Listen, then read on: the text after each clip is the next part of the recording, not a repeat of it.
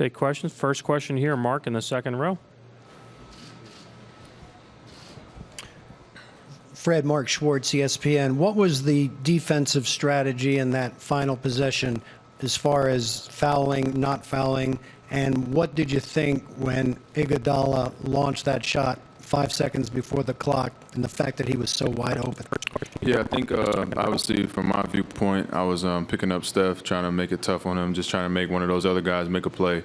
We got it down. I think me and Pascal maybe got Steph in the corner up there at the top of the half court, and I thought Kawhi had a good play on the ball. He didn't come up with the loose ball and worked back around a little bit and found Iggy on the way back out, and he got a wide open look. So at that point, you're trying fighting for a rebounding position. You know, you never want to think that it's going in as the other team. So you're fighting for rebound position, and obviously knocked it down. So that was a really big shot for him, and you know, I think. Would we like to have contested that a little bit more? Probably, yeah. But I think obviously we had a little bit more focus on Steph and just trying to make them do something other than what they wanted to do. Did you like the fact that Iguodala launched it when he did? No, I mean, we don't disrespect those guys. We know that Iggy's made big shots in his whole career. He's done that for that team, you know, for the last however many years. So we've seen that movie before. We've seen him make that same shot before, but I think from our viewpoint, just the scheme and the way that we were trying to attack that possession, we wanted somebody else to shoot it. And I think that we just got to do a better job of probably running back out at him when he does get that open look. I haven't seen the play, so I don't know what the next rotation was. But we'll look at it and see how maybe next time we can try to be better. Same row on the right. Freddie, Coach had talked about you guys just not being able to get set on defense, and particularly with the third quarter. Was there an issue there with pace that was throwing you guys off? Yeah, overall, I think it just started too slow, and you can't do that against this team. You know, missing every shot doesn't help. Whatever, 10 possessions in a row, we didn't score. I'm not even sure. It didn't feel like we were even getting in the paint to control the tempo or the flow of the game. So they jumped out on us, and it was hard to get back set after that. And you got to score against this team. I mean, 21 points in the third quarter is not going to do it, and our offense has got to be better. And I think that probably adds an extra 10 on their side where we just couldn't adjust there. So got to be better to start the third, and we know that. And that's something that we'll focus on and look at the tape and see how we can be better next game.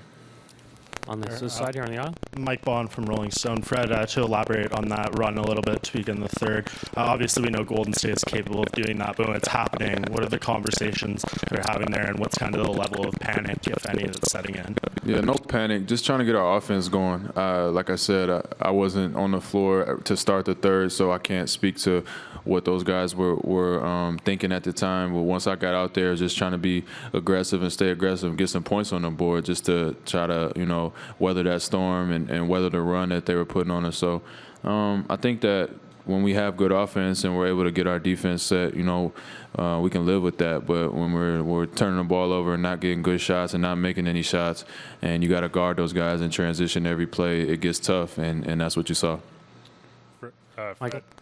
Michael Grange from Sportsnet. You know, you're matching up with Steph a lot. How difficult is it once he gets rid of the ball to kind of keep him in your sights? Yeah, he's tough. He's tough. He's best in the business, and I know that's why he is who he is. He's such a smart player, and he knows how to get his shot. And his team looks for him, and they got a good rhythm, and they don't have to run plays or anything. It's just playing basketball, and so you can't relax. You can't have any lapses, and your help side's got to be good, and your trap's got to be good, and I thought that, you know, we had some good spots, but there were other parts of the game where we just weren't good enough. So got to be better in Game 3. It looked like the whistle was a little bit tight early anyway. And did you guys back off in trying to be physical, either consciously or unconsciously, in the second half? Personally, no, I didn't. I mean, but obviously I have a different role than some of the other guys. I ended up with 38 minutes, but that's probably more of an anomaly than anything. So you try not to, but it's the nature of the game, and you understand if, like, you come down and you're holding them and they call a foul, you hold them, and then it come down, and next time you don't hold them, he push you in the chest and make a three. So that's just kind of how the officiating goes, and as players, you got to do a better job of adjusting and trying to find that fine line and straddle that line. And I think that some of us did that better than others, and And I thought that Kyle got a rough whistle a little bit, and it goes like that sometimes. So just got to try to be able to adjust and not focus on that so much. Last question, next row back. Hey, Fred, Trista Crick, USA Today. Just given the fact that you guys were able to claw back and get in position to maybe even tie or win the game, how are you guys feeling emotionally given the way that you guys started the second half? Yeah, we're good. I mean, you guys didn't think this was going to be sweet. I don't know, like, what you guys thought this series was going to look like, but we went into it expecting a dogfight. And, yes, we won game one. I think everybody else outside of our locker room was a lot more excited than we were.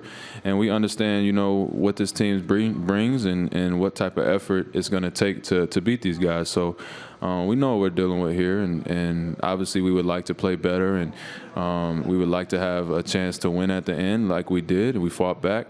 And we know that going towards Game 3, we got to play a lot better, and it's going to be even harder on the road. But we're capable, and you know, we know what we bring to the table. So just got to regroup, flush it, and get back to work tomorrow.